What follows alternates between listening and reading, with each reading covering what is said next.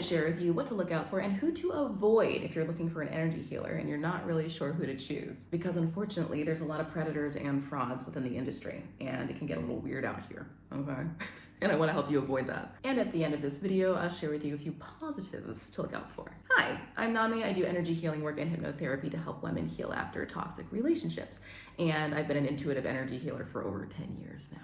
Yeah, so I've worked with the good, the bad, and the in-between, and I've got me some stories. Let's get into it. Number one, anyone using spiritual excuses for their disrespect or their poor behavior. You may or may not know, but there are all kinds of spiritual people, and some of them think that it's okay to use spiritual excuses for their disrespect and their poor behavior. Let me give you a personal example. So a friend of mine and I decided that we were gonna try this sound healing thing for the first time. And we showed up about 5 minutes late. And the sound healer guy showed up around the same time as us, and he was just setting up his bowls. I don't think anyone really cared about him being late, and we definitely didn't because we were late. But he proceeded to give a speech about how he doesn't understand why he feels so bad and so nervous about being late, because there is no such thing as time.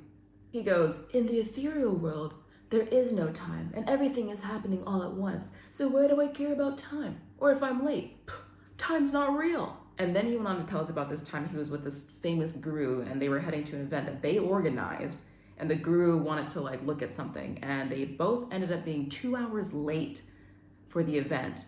But the people who stayed got the healing they really needed and deserved, and the people who left, they basically missed out. And he went on about it for a good 10 minutes, about how there is no time, and about his famous guru. If you're asking what's wrong with this, I'm sorry, but the last time I checked, we were in the three-dimensional realm where there is the concept of time, right? Because these bodies, most of these bodies anyway, have a lifespan. And here in this realm, time is a form of energy, which is given and taken and cannot be gotten back.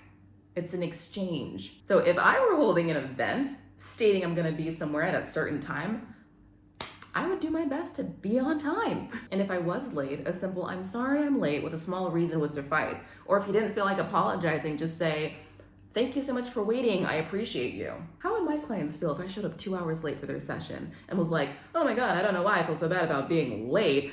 Time is not even real, and my guru and I, and you're lucky you waited, otherwise you would have missed out.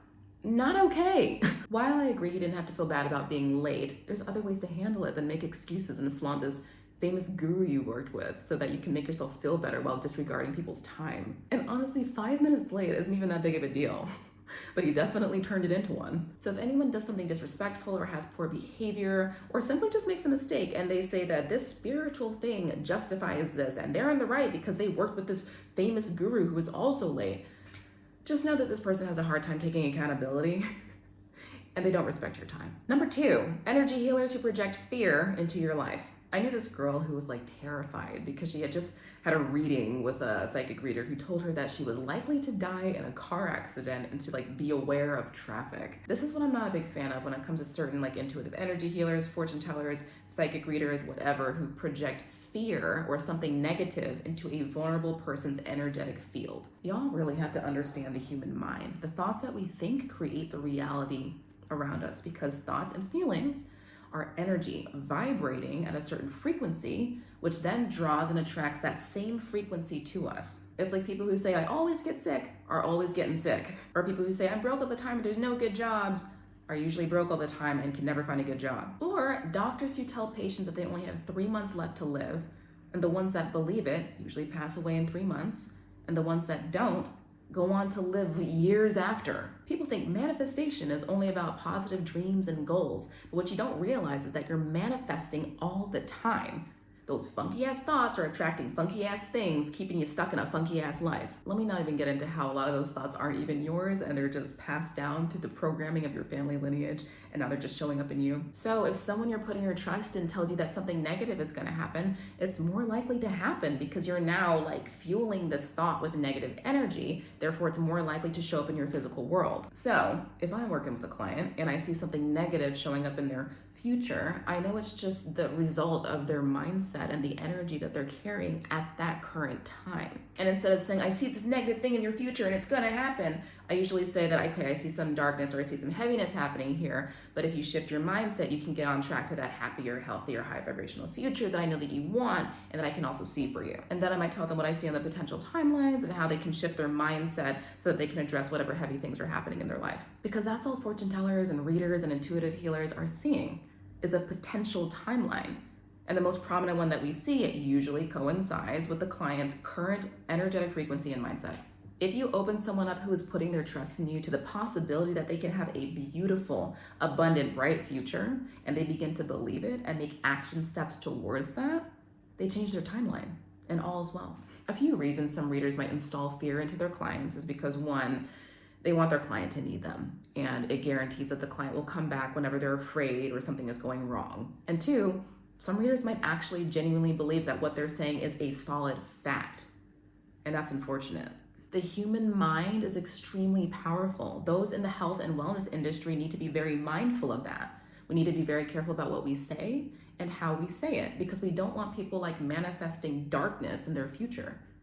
People do enough of that on their own already. Number 3, my way or the highway healers. If you ever run into a healer who says, you have to do everything I say or you'll never reach enlightenment, or you have to do everything I say or I'm gonna punish you and take away all your protection, run. I don't care how long you've been working with them, okay? I've experienced this firsthand, as unfortunately my father was that kind of healer. He told me when I was around 11 years old that he was the creator of the entire universe and that he created my consciousness, that he is the only person in the entire world who gets true downloads, and that I have to ask him about anything to make sure that I'm making the right decision, which then led him to manipulate me and verbally abuse me when I started questioning things or telling him certain things weren't adding up, or simply when I told him that I wanted to start my own energy healing business, which I thought would have been good for the both of us, but unfortunately he saw that as competition. Needless to say, I do not speak to him anymore and I've completely cut him out of my life. These kinds of healers do not take accountability for their behavior or what they say. They justify their abusive words and their degrading projection towards people because they believe that they are superior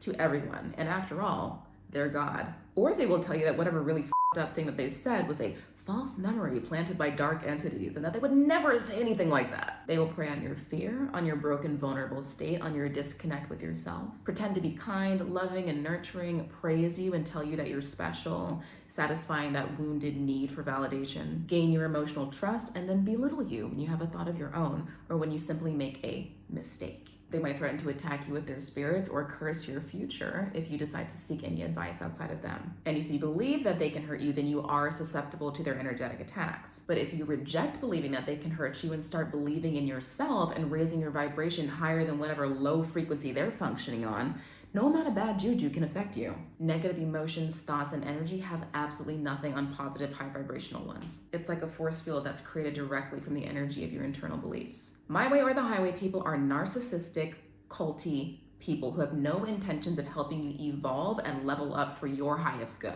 They always want you to be beneath them, not equal to, and definitely not above. If you stay below them, they'll love you within the realm of their influence. They'll love you for what you can do for them and their ego. If you question them or begin to remove yourself from their illusion of support and power, watch how volatile they become. For someone who is vulnerable and seeking help, these are the most dangerous kinds of people to encounter because they will manipulate, they will abuse, they will gaslight, and they'll have you so far removed from who you were that you'll have a hard time figuring out what's up from down in reality when you leave their prison. But if you are someone who's left a culty or narcissistic group, leader, guru, or family member like I did, just know that there are people and healers like myself and beautiful friends of mine who are determined to get people connected with who they really are and to heal and to release their trauma and to feel nurtured and to step into their power. Find yourself a healer or someone who sees you for you, who sees you as an equal no matter where you're at on your journey, who wants to help you heal, grow, and become great. Because when you step into your greatness, that just makes the whole planet a better place. Number 4, energy healers who are blatantly judging others for not being enlightened. From my own observation, I have noticed that there's a lot of people who claim to be healers who haven't really had an authentic spiritual experience, but just because they drink green juice and they're vegan and they do yoga and they've done peyote or ayahuasca and worked with this guru and had an ego death, that they now feel that they are enlightened and entitled to become a healer without having done the extensive internal work, clearing lineage trauma, or even just learning how to have your general level of compassion for others. They then judge others for not being enlightened and look down at those who are asleep. This is called a spiritual ego, and it's very unfortunate that there's people claiming to be healers who are judging their clients or people in general for where they're at in their own journey of life. This also means that they're judging the versions of themselves that was ignorant to the spiritual and energy and metaphysical and quantum realms before they became enlightened, which means that they're still carrying and functioning from dark energy within their energetic field because likely they haven't accepted those parts of themselves. How you think and behave towards other people is a direct reflection of what you got going on in your energy. Okay, little story for you. I met a girl in Bali and she said that she was a healer and a Reiki master and all this kind of stuff. But she was complaining about the women that come to visit Bali who do Botox and alter their bodies, and how could they do that to themselves? It's so unenlightened. And the people who drink and poison their bodies, it's so disgusting. What's wrong with them? They're just so damaged and so asleep. And she said it with such a level of disgust. I'm going to talk to my energy healers here for a second. If you say that you are an energy healer or someone who holds space to help others heal, wouldn't you want to try to understand why women have body dysmorphia? Or understand why people numb themselves with alcohol and substances? Or maybe to just understand that not everyone's life path is to become spiritually enlightened and ascend into the higher planes. When you can understand why people do what they do, and I'm even including my father in this with his abusive behavior, you don't allow it to affect you in the same way. And you even have compassion for it because you understand that all behavior stems from something, whether you like it or not. And instead of judging, try understanding, so that if someone does come to you for help who's had negative or dysfunctional behavior and they're really wanting help, you can approach that with love and compassion instead of some false sense of superiority. You as a healer should begin to think about what it took you to accept yourself. So why not hold a safe space for someone who truly wants to do the same? And if someone comes into your space and they have really funky energy and they're trying to bring you down with them and they have no intentions of changing their behavior and they judge you for trying to do better for yourself, don't complain about it. Just leave them where they're at. Know that they're not meant to be in your space right now, and focus on loving yourself and those who are trying to genuinely heal. Because when more people heal, more people can help others heal, raising the vibration on the entire planet, which essentially also affects people who are still functioning in a very dark space. And hopefully that'll vibrate them into the light one day, whether it's this lifetime or the next. I digress. Number 5, energy healers who say they heal you. I know this sounds a little controversial, but if you meet someone who says that they will single-handedly and permanently heal you of all your pain, all your physical pain, emotional pain, all your traumas without you having to do a thing, just know that this is a little unrealistic and a little bit egotistical. Healers don't heal you. Let me say that one more time. Healers do not heal you. Most healers that you come across will provide a space of healing. We provide an experience of raising your vibration and clearing out blocked negative energies, channeling messages, connecting you to your higher self, whatever other specialties that we might have, which then leaves you feeling very renewed and positive and a lot better amongst whatever else you feel. But you have to maintain that energy. You have to then do the work to match that energy and maintain a healthy mindset after the session. So essentially, when it comes to permanence, you heal yourself with the assistance of an energy healer. Let me give you an analogy. Let's say that you go and get your car washed. It's all nice and clean, drives smooth, smells good, and then immediately after, you decide to go and drive in the mud on a rocky road and drink alcohol and smoke in the car and throw all the trash in the back. You probably wouldn't blame the car washer for your car getting dirty so fast, right? You know that you have to maintain your car after it's cleaned. And every now and then you go for a wash or a deep clean. So if an energy healer is telling you that they can heal you permanently without you having to do any of the work to maintain it and evolve, it's just false advertising. We do not heal you of all your ailments permanently. We provide a space of healing to help you get closer to what it would feel like to exist in that energetic and emotional frequency and state that you want to exist in all the time. We assist you in your healing so that you can get there. We help and guide you on your healing journey. But to maintain it, That's on you.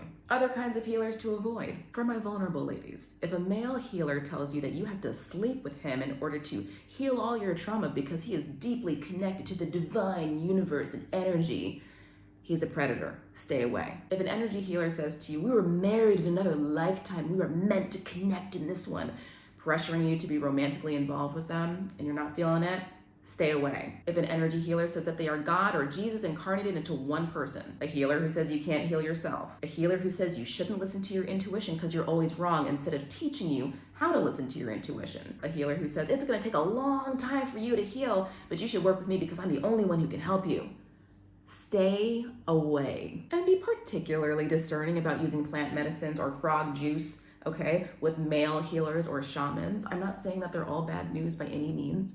Okay, but you are putting yourself in an incredibly vulnerable state with a man that you barely know who is not going there with you.